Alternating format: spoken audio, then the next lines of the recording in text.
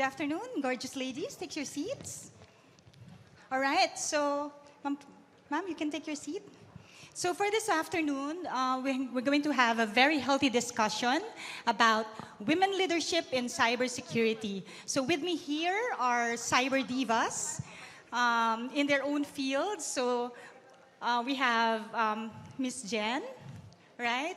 And our import for this afternoon, fresh from Malaysia. Let's all welcome Dr. Carrine. Yan. And also we have Jem, right? Which is one letter apart.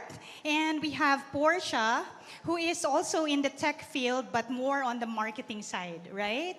Okay, so yeah, so we hope that you find this conversation this afternoon very engaging as we talk about fostering growth and development with inspiring women cyber professionals. So really, if you look at the background of all of this cyber divas in front of you today, they're really very inspiring.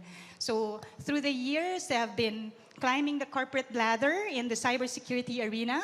And so let's begin our conversation for this afternoon.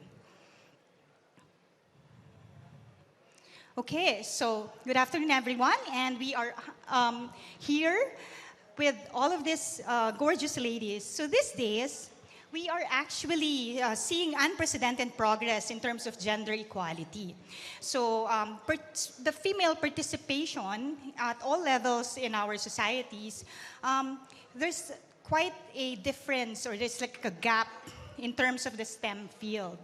So the initiatives are actually multiplying all around, and we try to promote equality and propel women to be leaders in their respective fields. So these women in front of you today are actually the leaders in their respective fields nowadays. So gender equality is not only a fundamental human right, but it is also a necessary foundation for a peaceful, prosperous, and sustainable world. So the buzzword for today is development. So we're talking about sustainable development per se. So as more roles are being played by females in the information technology and research, the results of the research show that it leads to better organizational outcomes if women are part of the team. So job growth for women in tech could mean that women are more likely to influence their company and the culture in the company as well. And they are better able to represent women in terms of their needs as a consumer. So to begin our conversation in this panel, we try to discuss why gender diversity is critical. And today, for our panel discussion, we begin with our import, Dr. Carrine. So, as our guest here in the Philippines, can you share us your thoughts and experience? How does a woman start off in the field of cyber? Hello, everyone. I'm Dr. Carrine. Very happy to be in Manila yesterday and today. I would not say how women start in cybersecurity. I would say that maybe I'll share a journey of how I started in cybersecurity. My background is I'm a EEE graduate, electronics, electricals engineer by profession. So yeah, a couple of years in IC design, R&D and everything. And yeah, and I went to cybersecurity with zero knowledge. Okay, so I think to start a journey in cybersecurity, first thing, you need to have the right attitude, the hunger to learn. Okay, and because the beauty of cybersecurity is it changes very fast. Okay, they always say that IT changes every half a year, every few months. Yeah. Guess what? Cybersecurity is faster. So even somebody who say that I know cybersecurity, so you know cybersecurity today, but you've changed the next couple of months or so. So I think to start a career in cybersecurity, first of all, you need to be given opportunity. So a lot of time I pitch, I would say that I always promote, be it as an organization, be it as a HR, be it as a hirer, be it a hiring manager, open opportunity, okay? Because nobody will have all the check boxes, you know, to be in cybersecurity because it's new, it's growing, and the threats is ever changing in the first place, right? So when you hire, look into diversity, because it's also been proven that from the male perspective and the female perspective, our cognitive thinking and how we are wired biologically is different. And as we know that how they look into finding new ways, be it social engineering, be it from a technical side of things, what we want is more creative and innovative solutions. Okay, and as we know, the most best way to get the best solution is have a mixture of everything. So you can't have a set of same type of thinking people and expect to have different results. So get a good diversity, be it in terms of gender, and be also in terms of background. Okay, so I think that is the first step. So what I'll see that, or what I observed for the past 2 days in Philippines itself, I would say that congratulations, Philippines. So I see a very good representation of women in security in the room. So the global average is 20%. IIC Squared give it 24%. What I see in the room is more than 30%. So congratulations. Thank you, Dr. Carrine. Actually, the statistics show that in ASEAN and in the world, the Philippines ranks very high in terms of the gender gap, how we are able to cope with the gender gap. So before anything else as well, we'd like to also acknowledge the presence of other cyber divas in the room. So we have the Cyber Woman of the Year. We have here Miss Mel Migrino. And we also have Miss Charmaine in the crowd over here. So a while ago, there was two teachers who came to me and they were asking how you could get into the field. So in the case of the Philippines, Ms. Jen, being the policy lead in Cybersecurity Bureau in DICT in government, so can you also give us other aspiring cyber divas out there, how they can get into the field of cyber? Hello. Yes. So actually, before I answer that, since we're talking about experience, if we talk about the norms, when you talk about cybersecurity and how the culture perceives it, if, for example, I ask the audience here, if you try to imagine standing here before you, let's say a hacker or an IT professional, what do you picture, or who do you picture? What is the image that comes to your mind? Just try to imagine. And I would assume that, the first thing that comes to our mind would probably be somebody wearing a hood, most probably male, right? If we think about geeks or IT nerds, what comes to our mind? It's the same, right? And even in the television shows, movies, that's how we perceive it.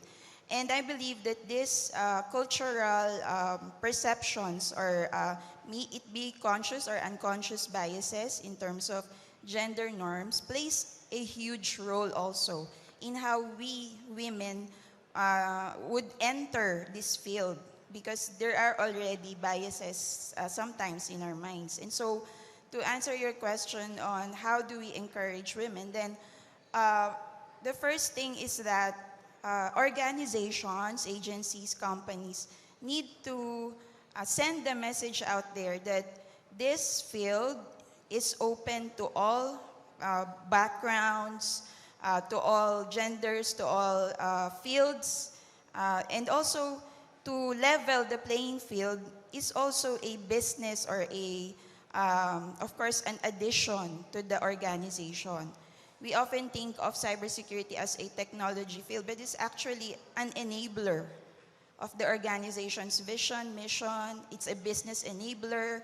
And so with that thinking in mind, changing these perspectives and these cultural norms would help the young girls out there, try to see this field as something that they can actually venture on, they can actually grow in, and they actually have a career path.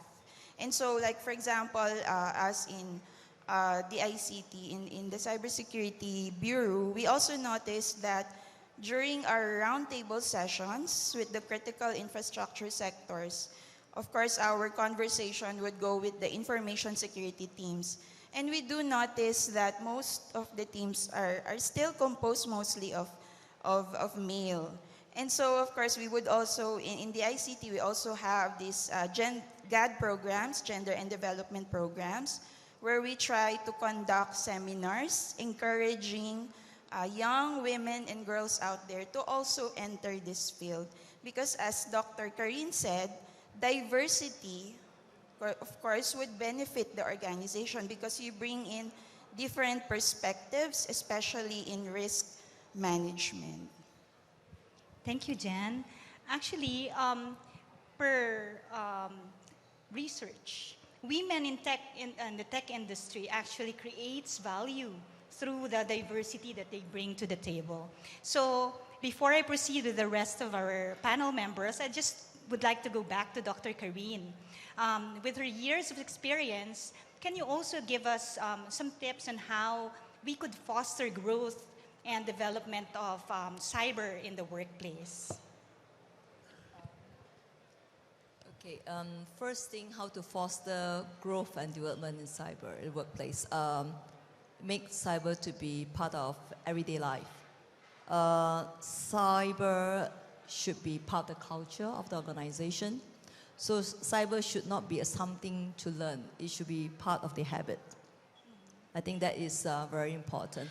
And also look into ways to entice and also to develop new talent within the organizations, those that can see that they have the interest and also the, I would say, hunger to learn about cybersecurity. Because even in Malaysia and in quite a number of, I would say, countries around the region, there's a lot of reskilling that's happening. There's a lot of workforce or professionals out there that they were in the industry or in the, I would say that, job scope that either made redundant or be minimized. So in Malaysia, we have a reskilling program. So this is something that within the organizations itself, see who are the people out there who are interested. So the thing is that we are, I would say that we are always must be part of the culture and the society that keep learning, right? So to grow as a person, learn something new, do something that scares you, okay? So I think, yeah, so within the organization, look for talent that you can reskill or be part of the team. And the others of the employees make cybersecurity practices, cyber safety, the thoughts, the thinking, the habits to be part of the culture of the organization. Interesting thoughts. We now proceed with Jem here. So how about you, Jem, as the Cybersecurity Philippines CERT member? So can we get your ideas as well on what are some of the most serious business risks in terms of cyber that you have actually faced in your career? First of all, I am very, very honored to be seated here with amazing girls. So I myself, I cannot say that I'm already an expert because I'm continuously learning in cybersec. But I feel the feeling of those women behind every chairs that's seated in front of us, nervous, excited, and mixed emotion. I am quite nervous now because I'm not used to interviews and being in the spotlight. Usually in the community of IT, I'm always in the back, like doing the backdoor jobs. And most of our communities are composed of programmers and developers. And during the time, that was like 2012 in Drupal, Philippines. So we organize a small meetups every weekend, and sometimes we do this every twice a month. And as per my experience, why I am there in the community is because I myself experienced to become lazy. So one of the business risks of having an employee like me, for example, in the past, I'm quite lazy attending training, webinars or seminars because I don't exactly know the culture of my company. So it's important for every employee to embrace the culture, and be familiar with the culture. As per the speaker yesterday, you don't need to be an expert in cybersecurity to know the challenge in hacking or whatever is going on right now. You just need to have the right perspective and mindset. Like for example, why do we have this kind of business emails phishing in our company? And why are we risking our employees? If we don't want them to be in a risk, we should promote trainings in the company. So in my experience, because I am always lazy to attend trainings, and my company always impose us to do the IT awareness training, sometimes I missed it. So there are like the phishing in the emails that I forgot that it is part of the training. So most of the time, I'm risking my company that I forgot this is part of the training. So I guess being aware and being trained and also having the passion to embrace the culture of your company is also one important potentials of being part of this diverse culture in the IT. So that's just my experience. Learning every day, continuous learning, and engaging yourself more and more in being aware in the latest trends in technology. So that's what matters. So Jam, I actually resonate on the point that you said about that, how you would adjust to a particular culture in that company or institution that you're going to. In my case, because I'm in the military sector actually gives salaries based on rank. So no matter how hard you perform, if you're low ranking, you'll still get the salary of a low ranking individual. So how do I, in my case, as a branch chief for systems development, be able to recruit new talent to be programmers for the Philippine Army if I cannot offer them a larger salary that they can have outside? So the thing is, it was a two-way process. We have to adjust to the civilian sector coming in the military, but these civilians, they are not in the mindset of being a soldier. But we have to make them become soldiers so that we can give them their salaries as soldiers. And in our case also, we are not used to civilians coming in, being civilian antiques, and not really being soldiers. So here in the room, actually, I have a pool of this special enlistees, so to speak. So we have actually recruited them and made them special in a sense that they are soldiers, but their arms, so to speak, are the computers, the keyboards. They're keyboard warriors in the real essence of the term. So we had to embrace how they are, and they contributed to the Philippine Army. During our heyday, we would be developing around 80 systems at one point for the Philippine Army, and we didn't even catered for the AFP. And we did not close our doors to females. So we actually have females here who are also programmers. And yeah, I guess we have to be to lead as leaders, as leading a group. We have to entice them to perform at their best and come out of their shell, that not because they're females, they cannot perform at par with their male counterparts. So I really like your point that you stated, Jen. So we now proceed with Portia. So as a solutions provider, Portia, you constantly deal with technical people. So what are your perceptions on these individuals, techie people like us, and how can we actually improve our interpersonal skills in dealing with people with non-technical backgrounds? This is sometimes when we talk to each other, we feel that we're all speaking the same language, but for non-techie people that we speak to, apparently the jargons, they don't get it, and a lot of acronyms actually. Yeah. Yes. Hi, good afternoon, everyone. So, actually, I can relate based on your statement. No? So, to answer your question, I think first for the non-technical, no. So, let's not assume. I think that's very important, no. And for me as a solution provider, usually we really need to know who are our audience. So it's very important. So we can speak at the same language. It's the same manner as if we have foreigners in a room. We try to avoid speaking locals, right? So to meet the non-technical and the technical people, so I think we first is that, like what I mentioned, let's not assume. And then for the non-technical, let's not pretend that we understand, especially if we are, presenting with the CEO, CFO, or the operation manager. Of course, they don't mind with the technical features or whatever, how does the reporting goes. I think the value for them is more on the ROI. You have to let them understand what we are acquiring or why we are acquiring some like solutions that can help mitigate the risk or prevent the risk in a company. So I think, so to meet, I think better practice is we always ask and until we understand each other. That's it. Thank you. Yeah, thank you, Portia. So now it's going to be an open discussion for any member of the group. So this is directed to Jem, or Dr. Carrine.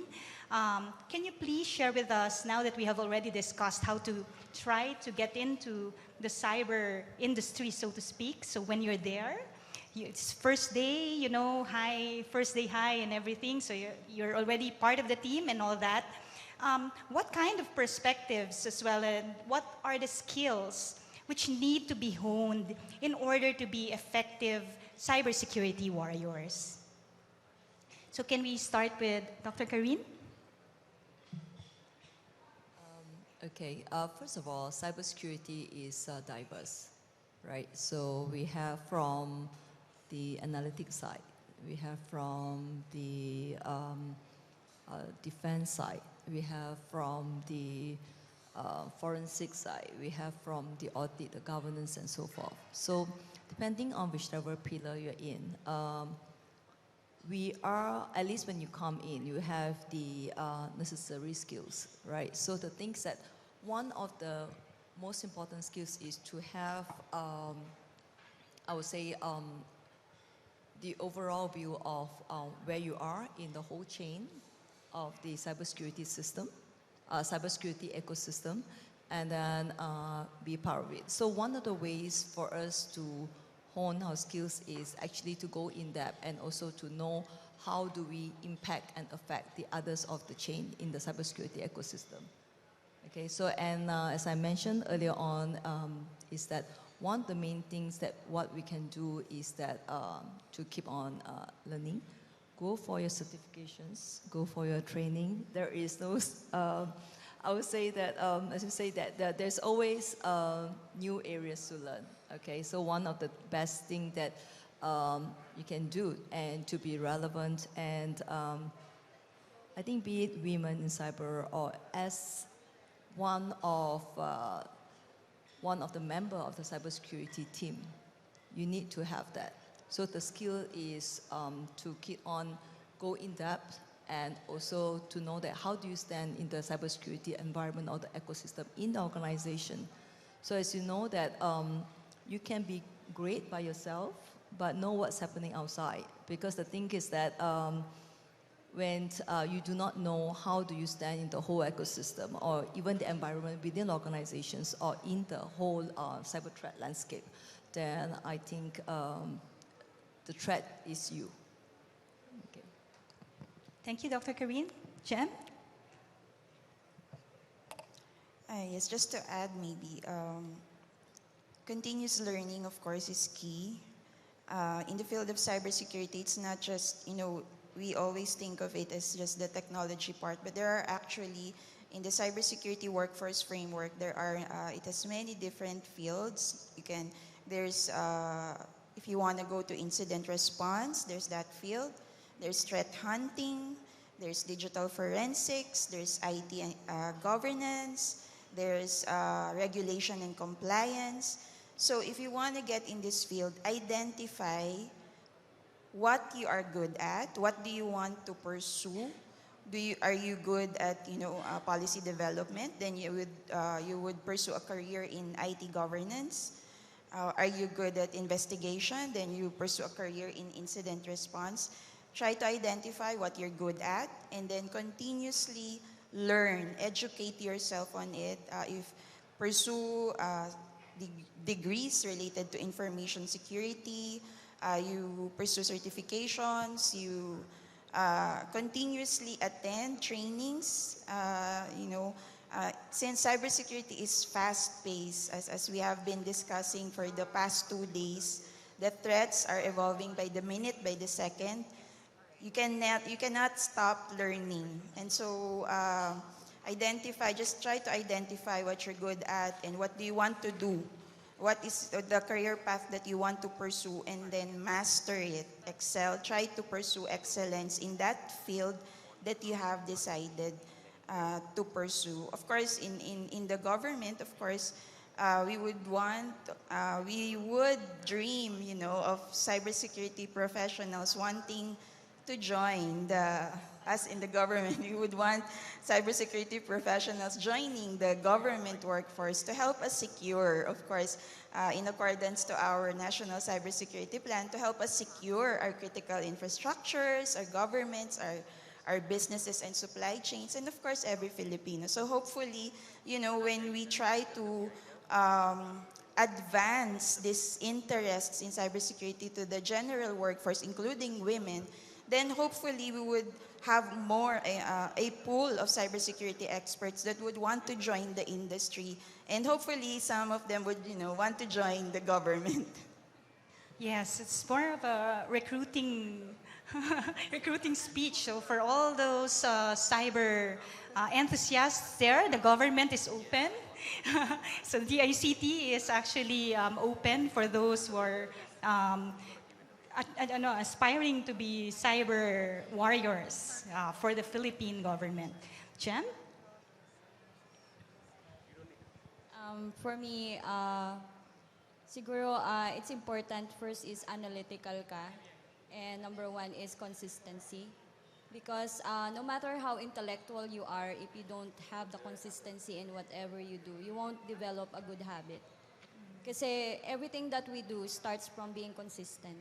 So many women that I encountered from the past when I was leading the tech meetups in the community of Drupal, they're always afraid to step up, and they always have this mindset, some, not all, that I cannot do this kasi I'm not expert. Nobody started from being an expert naman eh. We started from being beginners. So for me, I just want to encourage everyone to always have, the consistency. Even in your diet, di ba, every day you wanted to lose weight. I started to imagine myself a few years ago because I actually weighted 75 kilo before. And I just developed this kind of mindset that if I can do this 3 times a day, then I should do this again tomorrow. And then tomorrow you have to push yourself. Same as with coding and programming. No matter how many languages you learn, if you don't have any master of anything, parang magiging jack of all trades ka lang. So you need to have one expertise at a time, but you need to be consistent. So that's all I can share. Thanks, Jem. I think we're one in our ideas, no? So continuous training, even in the speakers that we had since yesterday, they're always saying you have to be like one step ahead of the attackers at all times. No, in the security arena, you always have to be like paranoid that something's gonna happen, so that you really be on your toes most of the time. So you said the training, also finding your niche. Finding what works for you, what you're good at, and hone that skill, and move towards that level of attaining that skill set for you to pursue this kind of career. So it's really very good that we are all having one perspective into how we're going to about this. So in our discussion, we started with how to get your foot in the door, what skills you'd have to hone it, and your talents that you have to acquire in the service. So finally, for all to answer, what are the top enabling technologies? So you've already developed yourself, you know what to do. Now you have to have that necessary tools. Otherwise, if we're not, in cyber, we're really into the equipage and the tools that we have. Otherwise, we can't do anything. So what are the top enabling technologies and tips and tricks that you can give our cyber divas in order to boost their yearning for the pursuit of a fruitful cyber career? So anyone can answer. Maybe Portia can start. Okay, so we're actually discussing more of about trainings, no? I think everybody mentioned about the trainings. I think what I can see also the problem with that is even though if you're a graduate or an IT graduate, if you don't have the right certifications, you cannot still get into easily to cybersecurity. So I think we also need to address that, especially calling the government, government officials, that we can come up something with our IT graduates to give them probably a free certification, because we all know that cybersecurity certification is not cheap. So you really need to invest.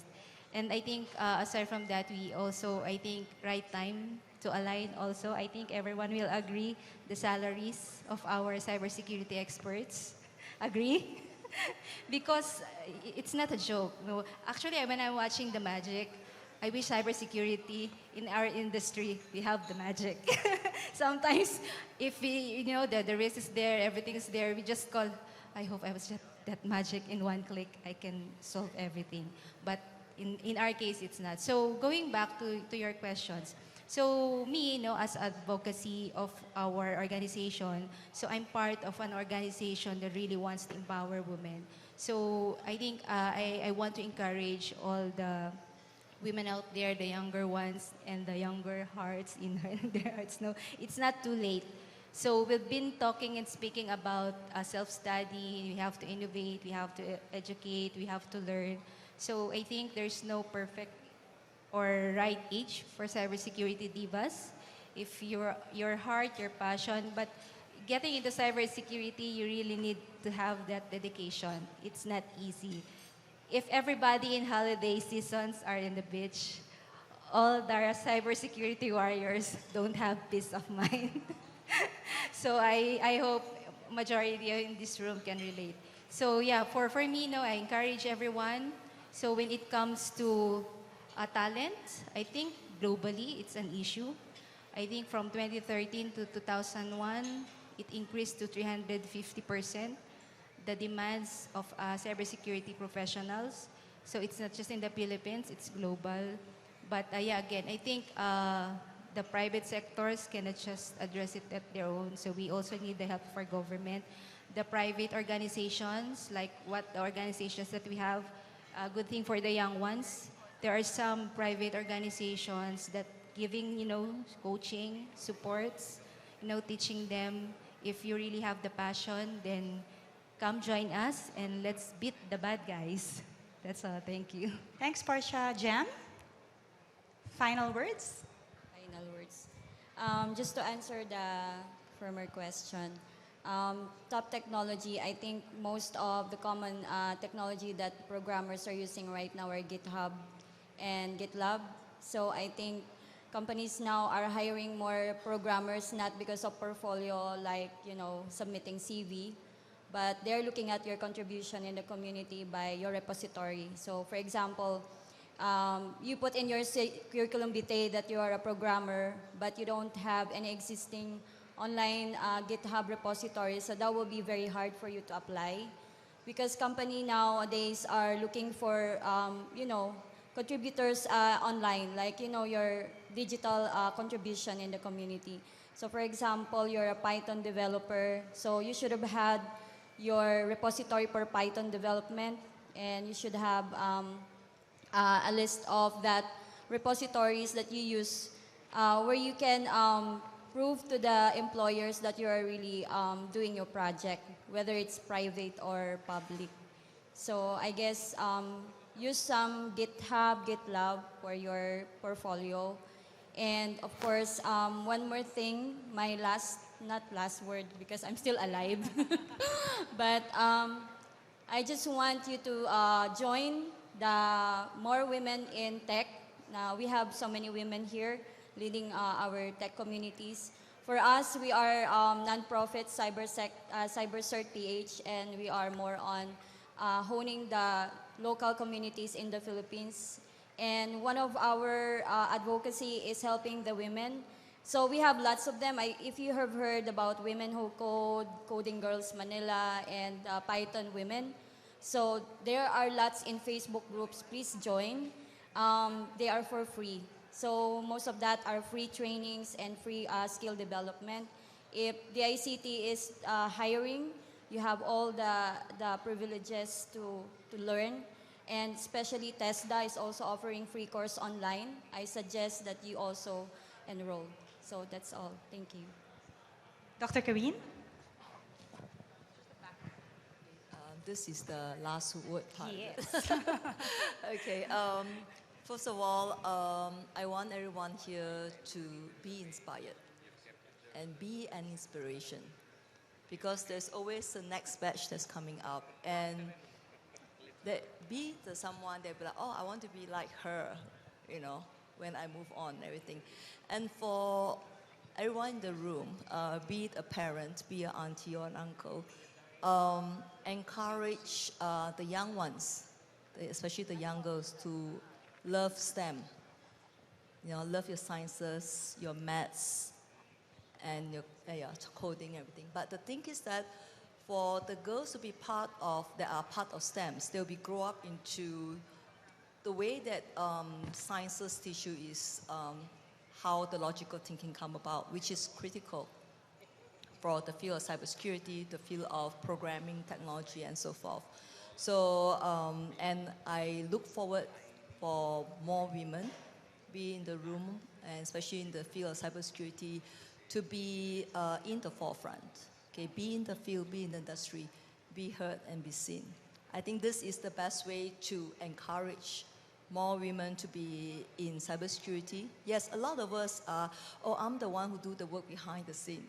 Don't be that. Be seen, be heard. Okay, because what we want is that, do always remember that we're not looking for equality and everything. Just remember that the field of cybersecurity needs diversity in thinking in order to provide the best solutions for cybersecurity threat that is happening now, and also it's going to develop to be more sophisticated and everything. So that's what we're looking for. Thank you. That's very inspiring. Thank you, Dr. Carrine. Jen? Yes, I would like to address one of the more pressing concerns of some women who are reluctant to join the workforce, because, of course, we all know that women, especially when you're married or you have kids, these are also considerations in joining the workforce, especially in cybersecurity. But if you really think about it, all of us here have something to contribute to the security of our organization, of our agency, of our company. For example, one concrete example, a woman who is married, who has 2 kids, would have a different perspective on securing work from home, practices, work from home, and from a 23-year-old, let's say, single woman, in terms of security when it comes to work from home. Both of them will have something to contribute to the risk management process of a company. And so it is not true that, you know, I cannot give anything, I cannot contribute anything. All of us here in this room have something to give, have something to contribute to the security of our organization, of our company, and of course, ultimately of everyone. And so I would encourage the women out there, the young girls, find your niche. In Japanese, I believe they call it ikigai. You know, find your ikigai, the one thing that you're good at, the one thing that you would want to do for the rest of your life, the one thing that, you know, you can also, of course, be compensated for, the one thing that could be of service to other people. And find that niche, find that ikigai, and then strive for excellence in that field, because we all have something to contribute. And one of the things that, you know, what better path to pursue than the security of our fellow men, including our family. So join the cybersecurity workforce and join the efforts of everyone here in securing the community. Thank you. Thanks, Ma'am Jen. So in closing, I'd like you to look at this phenomenal women in front and be inspired by their words of wisdom. And if we want to take technology excellence to the next level, and if we want to deliver tech-based solutions to the many urgent and pressing global challenges that we're facing now, we need all the talents to be in play. So it's simple. The women contribute. It's 50% of the population is missing from the conversation. Then the organizations may miss the opportunity for enhanced creativity, innovation, efficiency, and more that we can offer. They may also miss out on untapped markets. Adopting gender diversity can help companies experience these far-reaching benefits. But it's not just for women, it's all hands on deck for this cybersecurity endeavor. So for the Philippines, it's a whole of nation approach, and we're enjoining everyone to really be a part of this. Each one is a part of cybersecurity. Don't say that you're just one person, small person that nobody will try to attack, because sometimes you are the targets thinking that you are not the targets. So in closing, thank you very much to all of these phenomenal women. Thank you for your inspiring words of wisdom. Thank you for also for your attention. And mabuhay po tayong lahat.